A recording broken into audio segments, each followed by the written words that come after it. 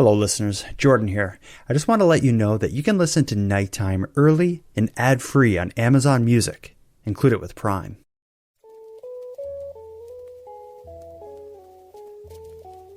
You are listening to Keep Canada Weird, a weekly weird news roundup by the Nighttime Podcast.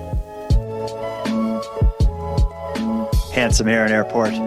We made it. We survived a weekend together. You came to visit. I spent time with you. We didn't get in a fight.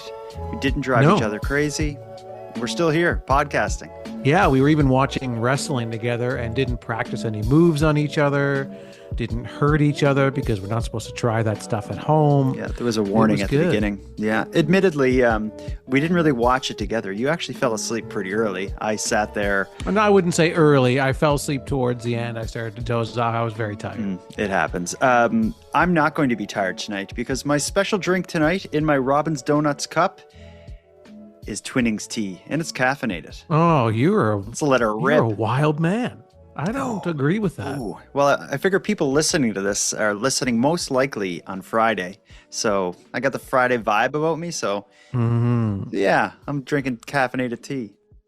That's cool, man. That's cool. I wish you all the best with it. And it sounds like you're enjoying it, so I'm happy for you. Good. I'm going back to something that I've had once before as a special drink. It's the Zevia Zero Sugar Caffeine Free cold tea passion fruit flavor. And it's in a can. And I see that the can's not open yet. I love the sound of a can popping. Will you pop it near your mic? I'm gonna pop it like it's cold. Ready? And now for my sip.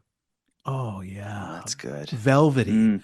We got to start off the show with a few things here. We got to get some updates on last week's episode. For whatever reason, every story we covered in our prior episode seemed to resonate with the Keep Canada Weird Army. Let's have some updates. And I think, do you want to start with the first one, or do you want me to talk about the guy who had his penis frozen to the ground out west?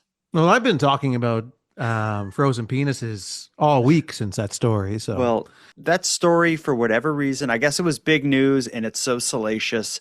I had so many emails in the lead up to last week's episode saying, are you guys going to talk about the fella who had his junk frozen to the ground in Fort McMurray? We did talk about it.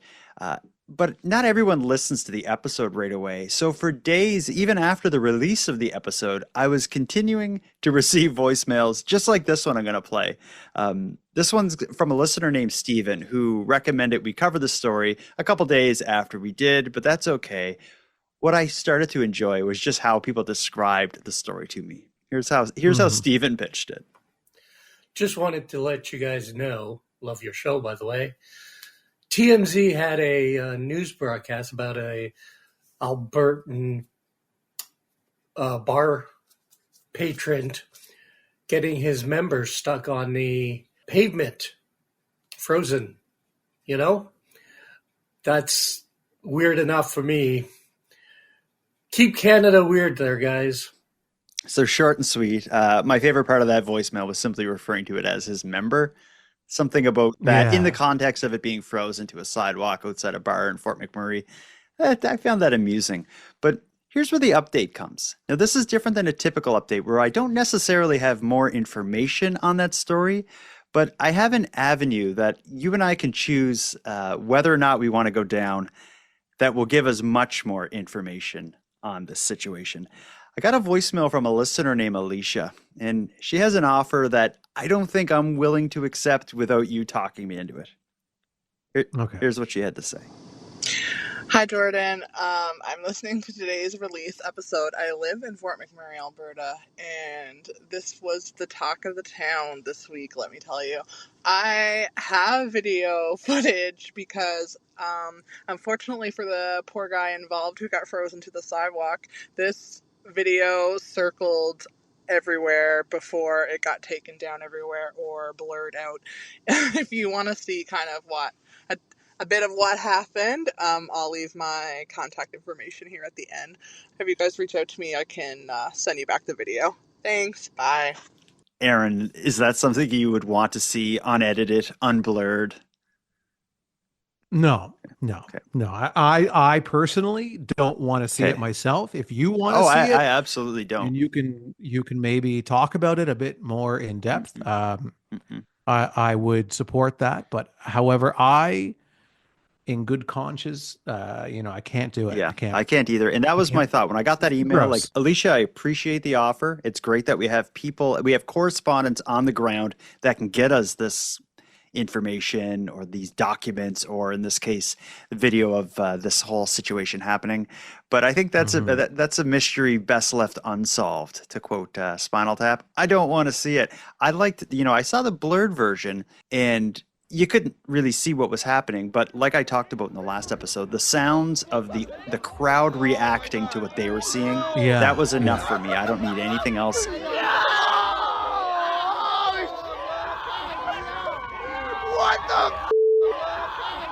Unless you can get me an interview with the guy who did it or the guy who was affected by this tragedy, I'm out on this story. I'm tapping out. Yeah, even the blurred version was disturbing. Like it was so because you could use more than enough of your imagination to grasp the detail of and the horror of what was happening. Mhm. So yeah, seeing the actual footage uncensored, Mhm. the director's cut. Oh, yeah, that's Uh, it. Eh? no No, thanks. thanks. That's the update related to the Fort McMurray situation.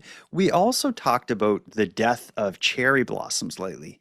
And I said Mhm. earlier, you were up in Halifax, so you had to drive through a lot of little um, gas stations and convenience stores. And I understand that maybe you found a little treasure trove along the way.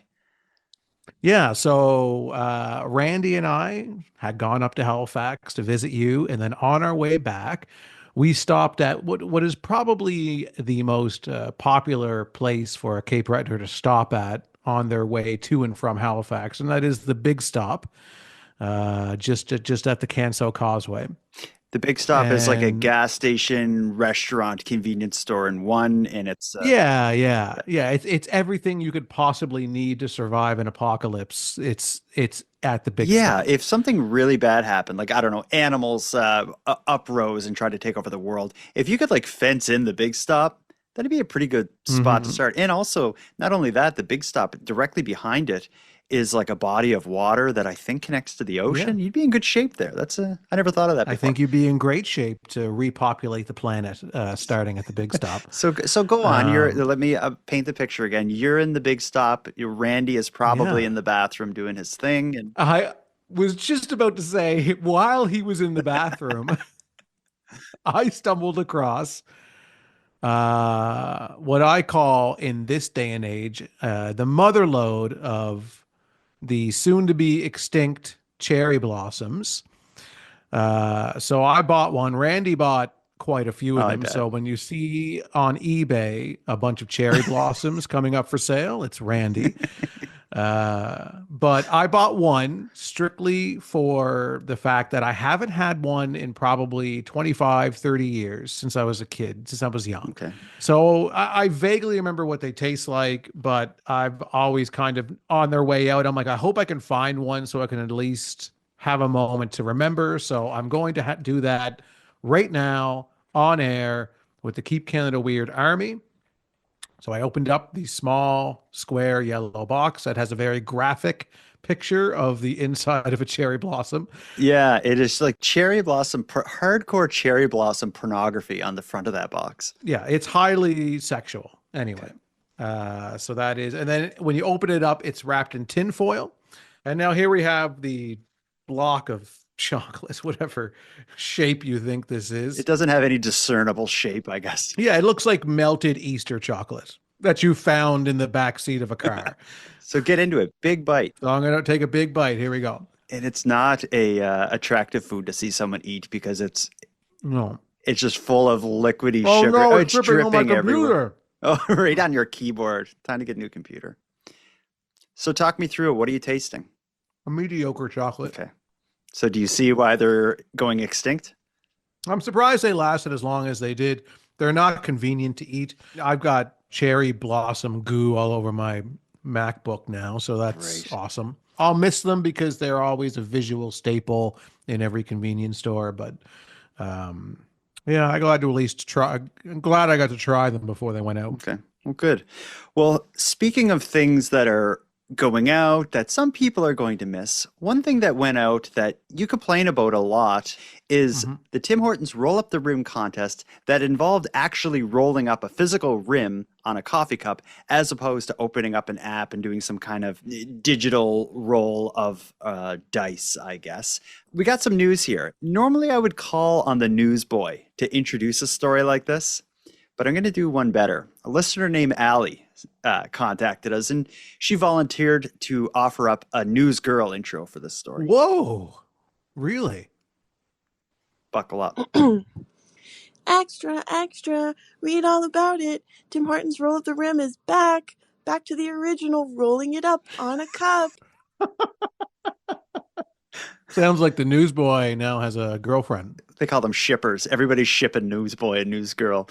I'm going to read the article, though. We don't got a video for this. Oddly enough, the mainstream media is completely silent on Tim Hortons doing this, but here it comes. Hold on to your toques, Canada. The granddaddy of coffee contests is on its way, and it's bringing back actual rim-rolling action. Starting February 24th, Tim Hortons will reintroduce cups with real, honest-to-goodness rims that can be rolled up to possibly reveal a prize, just like they did in the good old days. Last year, we heard loud and clear that folks missed the thrill of physically rolling up the rim, said the coffee chain's marketing lead. So we thought, why not bring it back? For those who've been sipping Tim's since before the contest went digital back in 2020, this is welcome news. But Tim Hortons cultists certainly aren't out of the woods just yet. The chain has made it clear that this is a limited time offering and that if folks love it, they'll consider bringing it back again. Do you have nothing to complain about now? Are we cool? Oh, there's a long list of complaints for Tim Hortons. This is only one of the complaints that we have about Tim Hortons and everything that they do. So they're bringing it back and they're saying, just this one time, we're going to bring it back. And if you like it, we might bring it back again. Mm-hmm. But it's like... They've also said that it's coming back in limited quantity. So I have a feeling there's not going to be a lot of these cups. No, it's probably going to be worse than not having it at all. Because imagine that you go to a Tim Hortons and you heard that Roll Up the Rim is back, the original Roll Up the Rim. It's like, well, not at this location. Or we ran out of ones. We only had a few of them. And you're just going to get disappointed and mad and even further dig your heels into the ground of your hatred for Tim Hortons. Like I say, like we say, like all of Keep Canada Weird says, Robin's Donuts have their doors wide open and they will welcome Tim Hortons refugees. Yeah, and it's too little too late. I'm sorry. It is too little too late. You can't keep going back to them because they say they're sorry and they won't do it ever again. But they will do it again. Yeah. I promise you. Just move on because there's somebody right down the street that knows how to love you, knows how to treat you, knows what you deserve, and would never hurt you. Never hurt you. That's right. Well, we got to get into it here. We're going to hear some stories that may lead to the end of the world. We're going to hear a rant, and we're going to hear some consumer complaints that aren't aired on the show, but made it into the mainstream media. But first, before we take a quick ad break, I want to play one more voicemail. This comes from a listener named Lucy, who wants to let us know why she listens from all the way down in the United States. This will serve as a good segue to our next piece. Hey, Aaron and Jordan. My name's Lucy from Virginia in America, and I just wanted to send in why I, as an American, listen. Here in the States, the news is pretty doom and gloom. The news is, quite literally planes falling out of the sky.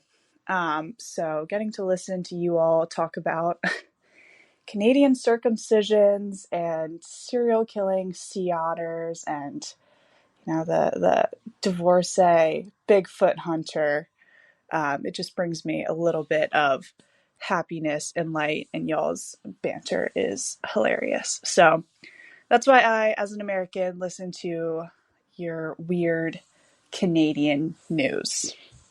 Keep doing it. So thank you. Bye. I love that. Yeah, that's nice to hear. She pulled everything from just the most recent episode that she listened to. So So, all no, of but her, maybe it's that good. It's just like there's it so was just much to that good say. of an episode. Yeah, Yeah. yeah. But here's the thing is Lucy comes here for a distraction from the doom and gloom of the world around us, Hmm. which is a good segue to our next segment. After this break, we're going to hear some stories about the end of the world, which seems to be coming a lot sooner than you may be comfortable to think. Okay, I'm gonna go wash my hands. I'm a friggin' mess right now. From the cherry blossom. What a nightmare those things are.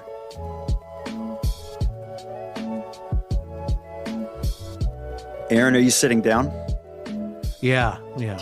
Is your door locked and your window shut and your security alarm on? My door is always locked. I'm a avid and obsessive door locker. Whew. I'm glad because this next story is going to rock you to your core. Over the past several years, wild turkeys have become an increasingly common sight in some parts of Montreal. Experts theorize that their growing numbers in the city may be due to rising temperatures as well as the animals' ability to adapt to urban environments. However, I think you and all the listeners of Keep Canada Weird will likely have their own more sinister theory on what's going on with the wild turkeys in Montreal. Here it comes. Whether it's waiting for the bus or simply trying to take out the trash, wild turkeys are an everyday occurrence in this Montreal borough. They're a bit mean, but anyway, we're used to them now. It's been like more than 6 months here, so they were like babies and grow up, and we're used to them. Sauntering down the streets, the wild birds can often be seen stopping traffic. They stand in the middle of the road and they don't even bother. But yes, I believe that this will become essentially normal. Experts say due to warming temperatures, wild turkey numbers in Quebec have been steadily climbing over the past 2 decades. Quebec has a spring and fall hunting season, but only in rural areas. So, safe from hunters and with plenty of food and shelter, the resourceful birds are thriving in urban environments, leading to sometimes comical run-ins. They'd be known to chase people and dogs and postmen and policemen and so on. They stop traffic. They even scratch cars. The City of Montreal says interactions like this are all too common now, and they ask residents to keep their distance from the wild animal and not to feed them. Experts say, well, there are other ways to keep the animals away. Use like yells, whistles, air horns, opening a large umbrella. People have done this, using water hoses, brooms, throwing a tennis ball, using leash dogs. I have a whole list of these things. While others are simply gobbling up the chance to get a little closer to nature. That is a weird looking scene. Like I've seen, foxes. We have the occasional deer saunters through my neighborhood. In Cape Breton, we've seen coyotes not too far from the home. But turkeys, these big, clumsy, odd-legged turkeys roaming around a city. It's just a weird sight. It's a weird sight, yeah. And I'm trying to think in my mind, where do they come from? Like, how did they say in the news broadcast, like how this happened? Yeah, how did they end up there? It seems like it's been going on for a few years. And it seems like they're surviving well because you're allowed hunting turkeys in Quebec, but not in certain areas, one of them being a city. So they're safe there. Like they have no predator in the city other than, I guess, cars. People can't hunt them. So they just kind of roam around. And like we heard one Montrealer there talk in that news clip there, I guess it seems like people just kind of accept it and that's hanging out at the bus stop. And the issue, though, is going to be if there's a bunch of wild turkeys, predators are going to come into the city, just as the wild turkeys made their way in, so can coyotes and stuff. And that's a little scary. That would be a huge issue if coyotes started to come into the city to go after the wild turkeys and then become even more comfortable around humans so that attacks against humans start to happen on a more regular basis. I'd be concerned about that. Yeah, it's like that book, There Was an Old Lady Who Swallowed a Fly. It's like, there was a bunch of bugs, and then the turkeys came in and ate the bugs. Then we're going to have the coyotes coming in and eating the turkeys. And then the city's going to have to do something about the coyotes, so they'll bring in wolves. Yeah. And next thing you know, they're just going to be dropping nuclear weapons onto Montreal to get rid of the dinosaurs they had to bring in. Yeah. They'll have to quarantine the entire city and wall it off. And no, it sounds certainly like a horrific situation that the former city of Montreal, now Turkey Land, will have to deal with. I think the fact of the story, though, you don't really catch listening. They reference an expert, and he gave all these ideas on how you can get rid of them, like with a dog or a hose or flapping an umbrella and so on. But down the bottom of the screen where it said his title, it had his name, and he was the head of something called the Canadian Wild Turkey Federation. Yeah, that's made up.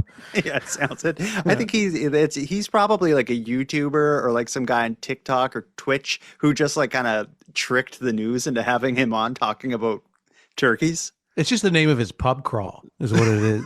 The Wild Turkey Association. And they put on their T-shirts and they go bar hopping and they get everybody to sign their T-shirts that has a picture of a turkey on. And he's like, "We are the real turkeys. We're real wild animals. We are, me and my buddies." Well, this story, I think it could potentially have some connection to the animal uprising. Do you think this could be involved in any way, or is this just an isolated incident of a lone wolf species of wild turkey who have infiltrated the city?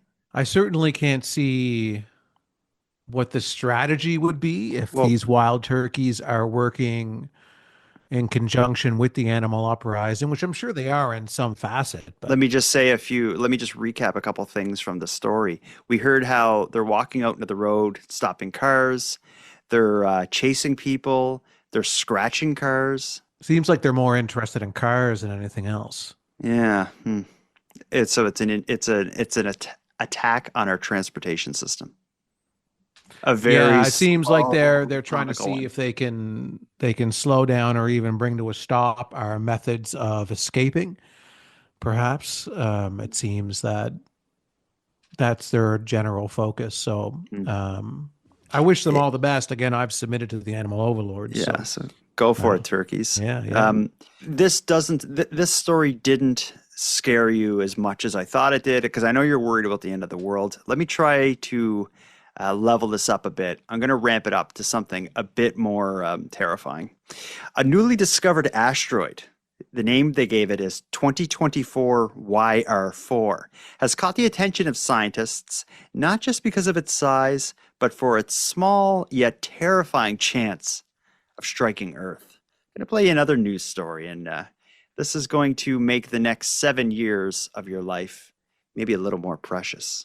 If turkeys don't get you, this meteorite might.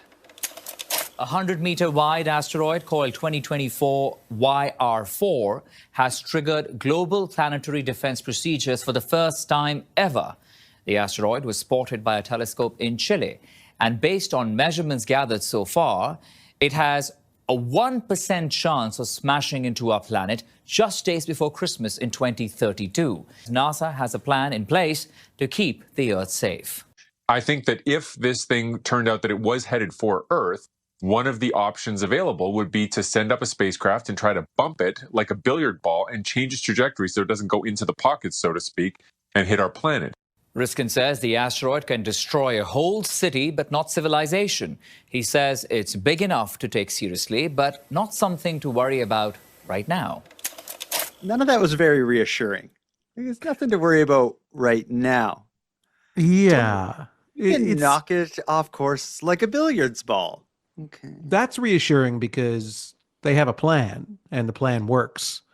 It's been proven that they're able to do this, and that if this thing, as it, the date gets closer, and if it looks like it actually might make contact with Earth, then they're able to deploy this plan of the billiard ball metaphor that the man used, and the smart scientist man who assures us that everything's going to be okay.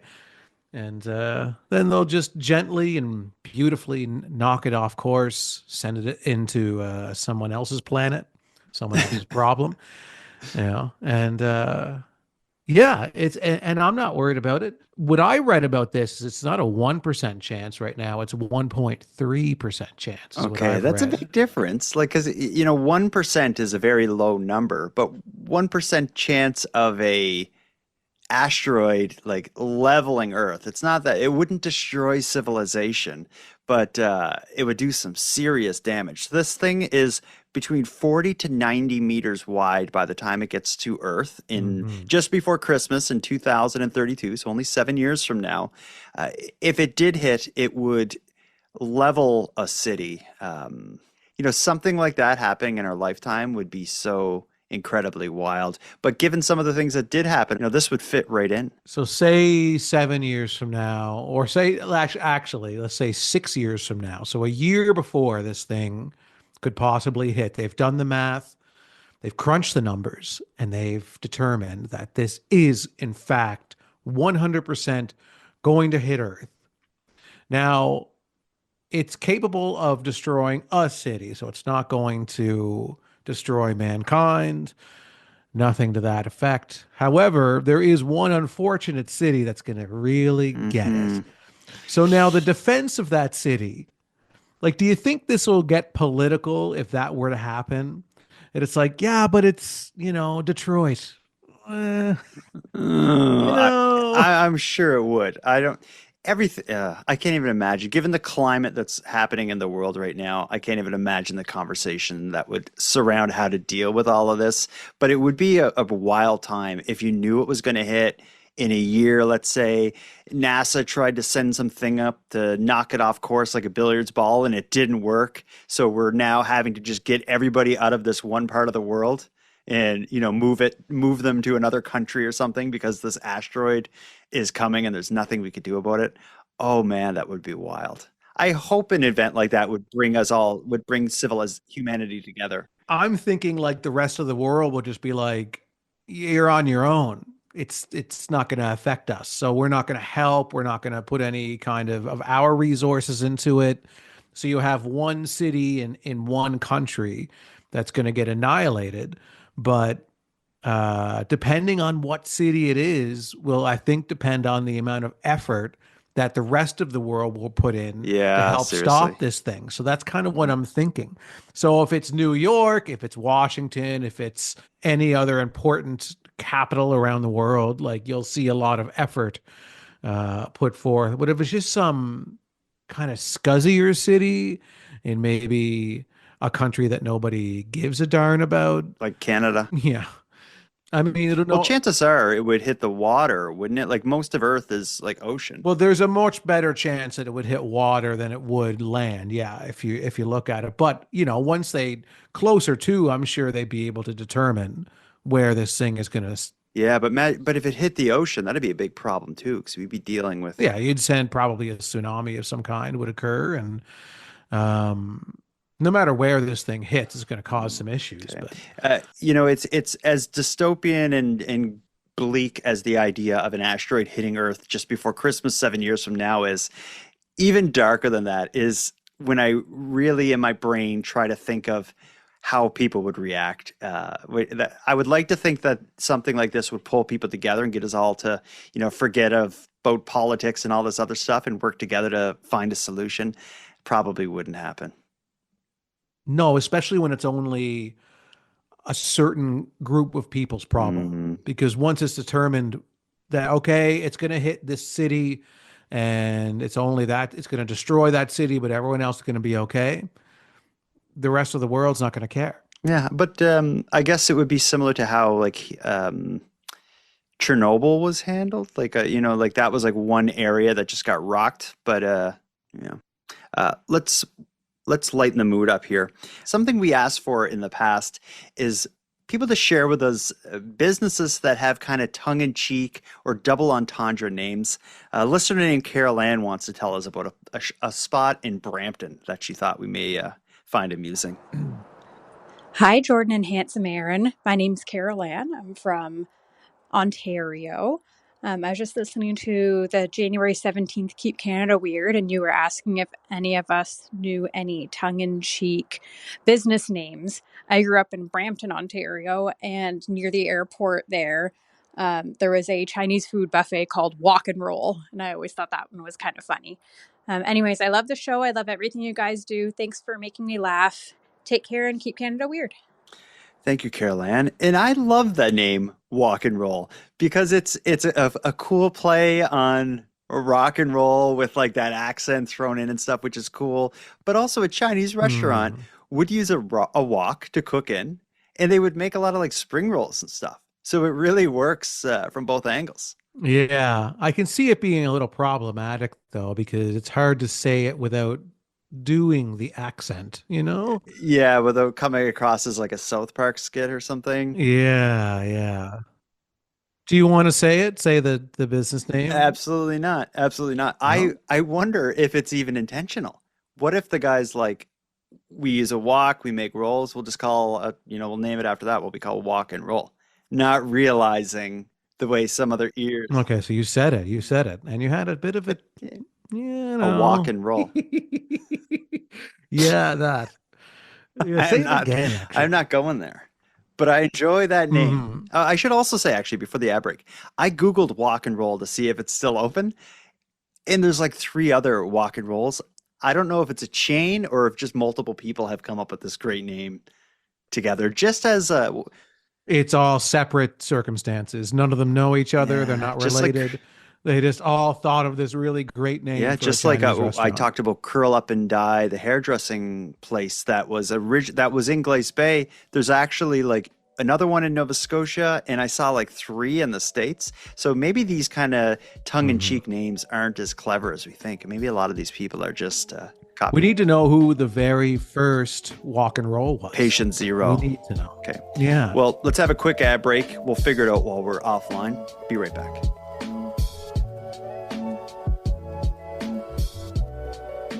Aaron, we can file this next story under consumer complaints. It's an interesting one, though, and I think we're both going to have a lot to say about this.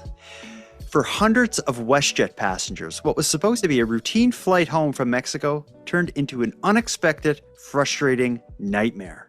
After multiple delays and a last-minute cancellation, many travelers found themselves stranded in Cancun, being shuttled between the airport and their hotels with little to no communication from the airline.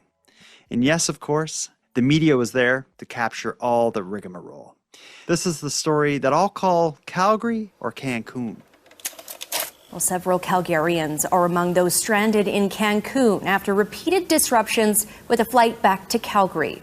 Passengers on WestJet Flight 2249 first started experiencing delays on Thursday and were prepared to get on a second flight Friday before it was delayed and eventually canceled.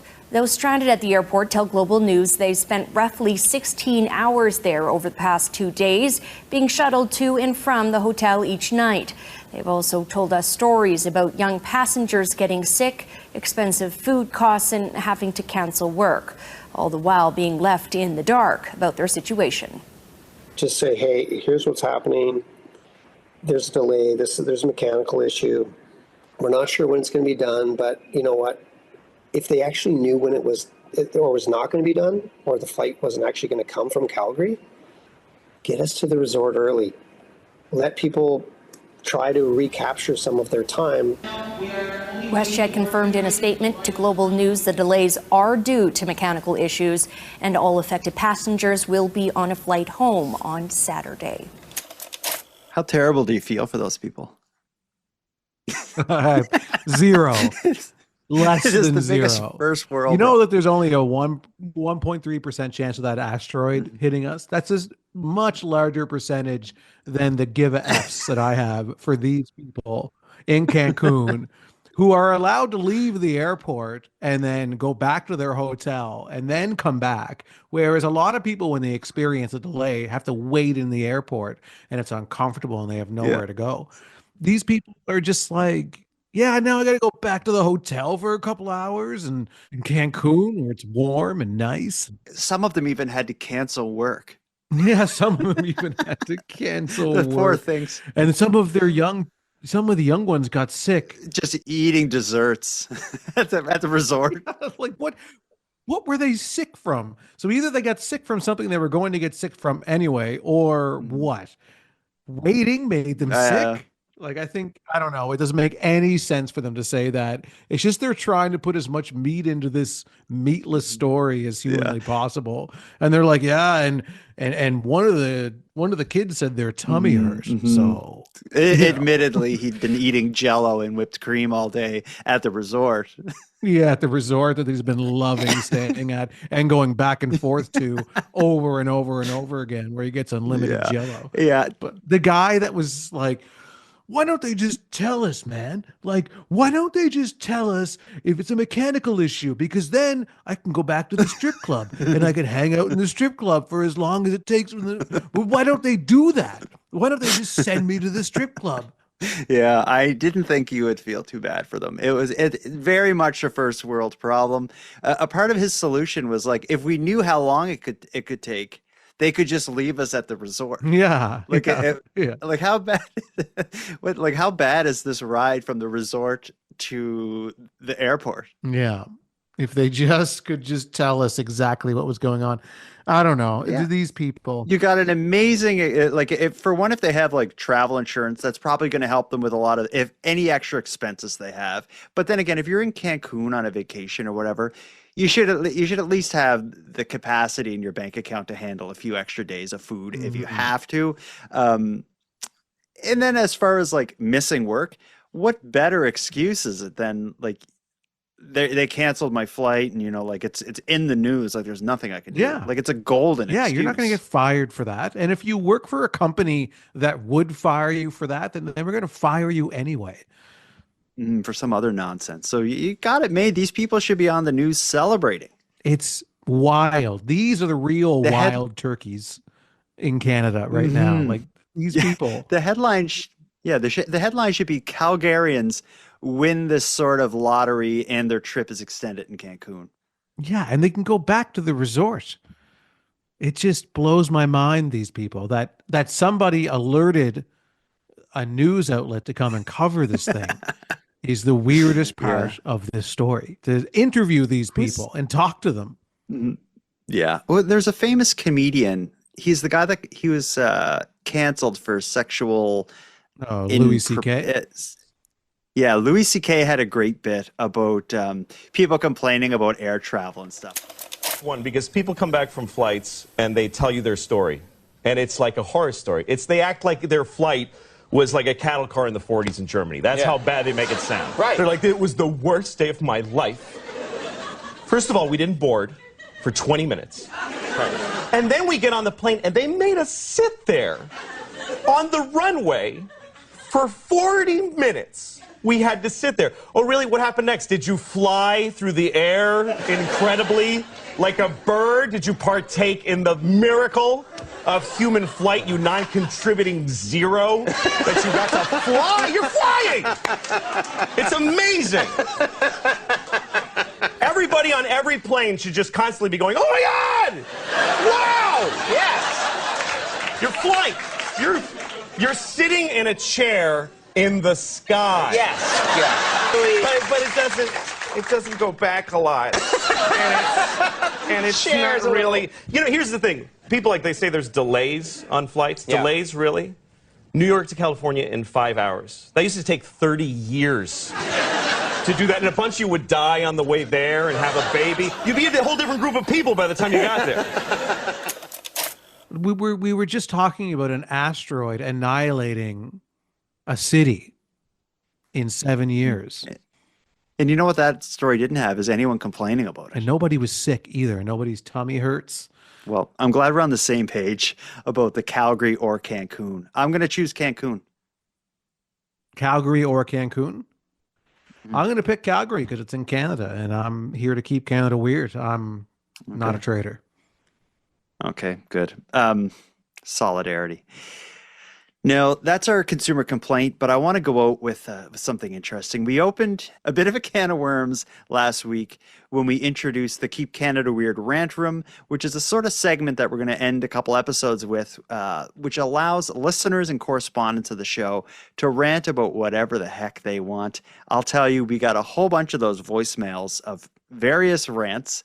Some of them are going to be in the upcoming mailbag, which we're going to be recording in the next few days. But here tonight, I have a good one. And this one struck a nerve with me because it's not something I ever thought about. And I realized in listening to Peterborough Pat rant about butter that this is also something that bothers me. Here is Peterborough Pat's butter rant, or butter packaging rant. Hey, it's Pat from Peterborough calling. I heard you guys want to rant. I want to talk about butter and how it's packaged in Canada. It just comes in a brick and it's wrapped in like tinfoil slash paper. Like it's like the consistency of like cigarette tinfoil. And if you just want to use a little bit, there's no real good way to rewrap it. I don't know. There's got to be a better way. Let me know what you guys think. Keep up the good work. Real good work we're doing here. It is true, though. It is a weird way they package butter, but I was thinking about it. I can't think of a better idea, but I do agree with Pat. It always bothers me when I have like a butter dish that I keep on my counter, so the butter's like a bit warmer to spread on toast and stuff. So I'll take the big honking thing out of the fridge, chop off some and put it in my butter dish. So that's fine. But as far as putting that honking thing back in the fridge, and I just kind of try to get the paper back around it in some way that's not too messy. But it is very annoying. And you could also put like it in a butter on my Ziploc hands. bag and then put it in the fridge. So when you get the butter from the grocery store, you take all that cigarette-like paper off and you drop Not all of it. No, of course I'm not crazy. But what I would do, and what I do with a lot of things that I'm going to put back in the fridge and the packaging is not quite airtight or bulletproof, I just put it into a Ziploc bag. So you can put it in there with the packaging, the tin foil, and put it in the Ziploc bag and put it in that way. It's sealed from the elements. And then when you're ready to take it out and put that in the butter dish, you just take it out of the Ziploc bag and it's still in the tin foil, so still keeping its brick shape that you're accustomed to. It's not. Mm-hmm. I think Pat should look into Ziploc bags for the butter in the fridge and a butter dish for the butter outside the fridge. Okay. And I think that the marriage of the two of those ideas will create a much better butter experience for Pat, and he wouldn't. Because I know he probably goes to the grocery store now and he wants butter and he looks at it and it's complicated. It's like, I want the butter, but there's so much roadblocks and hurdles that I have to jump over to get to have the butter. There's so much I have to do. Mm-hmm. So I just think if he followed these steps, it would work out for him. And I think he should try it and call back and let me know how it works out. So you want him to try keeping it in the fridge in a Ziploc bag. Only the part that's not in the butter dish outside of the fridge. Yeah. Okay. Well, that's a solution. I never really considered that. I've never put my butter in a Ziploc bag, but I think I might do that myself in my own fridge. Of course, yeah, it's great. What about ice cream? That's something that there's different ways to store it all around the world, I assume. Here in Canada. Yeah, and that's another great way to use a Ziploc bag. Is ice cream in a Ziploc? You take it out of the ice cream container and you scoop it into the Ziploc bags in pre-portioned sizes, and then you freeze those. That way you're never guessing about the portion of the ice cream that you want. You just reach in and you take out a Ziploc bag already pre-portioned of the amount of ice cream that you want. And then you push it out of the Ziploc bag into a bowl and you eat it. Well, the tea section is for tea, but the ice cream section is for ice cream. Okay. But the great thing about Ziploc bagged ice cream is you can take it on the go. So it's like, I'm late for work, but I haven't had my morning ice cream. So you grab your pre-portioned Ziploc bagged ice cream, take it into the car, and enjoy it on the way to work. That wouldn't be messy. Yeah, I like that idea. I'd suggest that way you don't have to stop at the ice cream store on your way to work either. So it saves you time. Okay. I like it. Do you like the Keep Canada Weird rant room? Do you think this is something we should continue? I'm really enjoying it so far. Yeah, Okay. I really like it. I think it's a good way for us to spend our time. We have the platform, and I think it's good to offer it up to people. On the next Keep Canada Weird mailbag, which should be next week, you're going to hear a couple more rants. Because I'm not going to spend all night here listening to rants to end the show.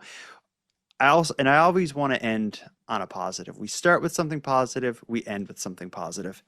We can't end on a Peterborough Pat butter rant. How can you cheer us up, Aaron? You know how we had an Entirely Tires episode? We should have an Entirely Butter episode. Ooh. Or a Keep Canada Weird rant room episode. If there's enough of those, that could be fun. I think having the ability to do 2 episodes a week really gives us a leash that's probably longer than we should have. Okay, so here's a few example names of the butter only rants episode. The Better Butter Bureau. Okay, good. I can't believe it's only about butter. That's a good one. And we're only talking about butter, ... You butter believe it. You know, we've covered many stories about butter in the past, stolen butter primarily. And actually, there was one of the stories that I had on the table possibly to discuss tonight was a series of arrests, I believe in Ontario, related to the theft of we butter. need to talk about that next week then. Oh, God. You know, people shouldn't say anything to us and it becomes a segment and its own episode. So yeah, we right, very quickly deviate from what we're supposed to be doing on this show to talking about the most unrelated things for extended periods of time. Well, so be it. So be it, yeah. Regardless, we're overstaying our welcome. We got to wrap this up. We got to put a bow on this. We've been through a lot tonight. We've aired some grievances, be it rants or consumer complaints. We gave 2 possibilities on situations that may evolve into the end of the world as we know it. We talked about the Tim Hortons rim being rolled up, and we revisited both the Cherry Blossom and the Fort McMurray Penis Gate, as we've been calling it. And that's it. You can't expect more than that. No. We gave the goods tonight. And we have to get our rest for the week so we can bring the goods next week. Handsome Aaron Airport. Until next time. Jordan, Backhoe, Bus Stop Bonaparte. Until next time.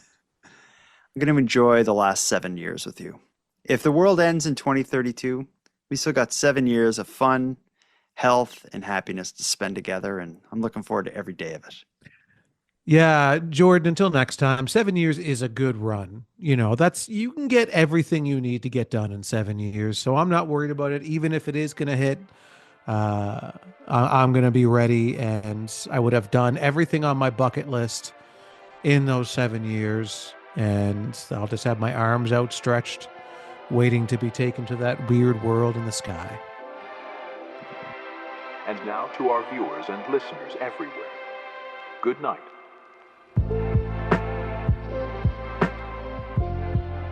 I want to thank you for helping Aaron and I fulfill our mission to keep Canada weird.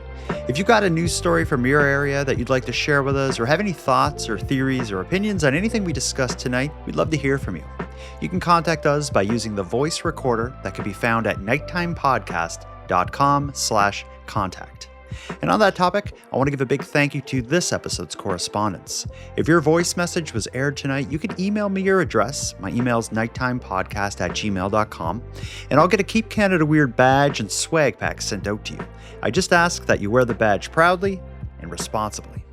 Next, a big thanks goes out to Aaron for another great night, Nicole for the intro and outro voiceovers, and Monty Data for the outro version of O Canada. And then, of course, a sincere and massive thank you goes out to each and every one of you listening. Your support makes this show possible. And if you'd like to support the show even more, please consider a subscription to the premium feed, which can be found at nighttimepodcast.com/subscribe.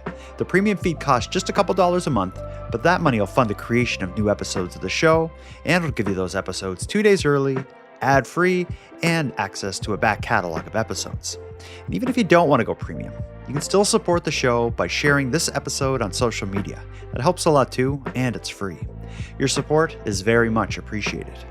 So with all that said, until next time, take care of each other, hug your loved ones tight, and together, let's keep Canada weird. Keep Canada Weird is written, hosted, and produced by the Nighttime Podcast.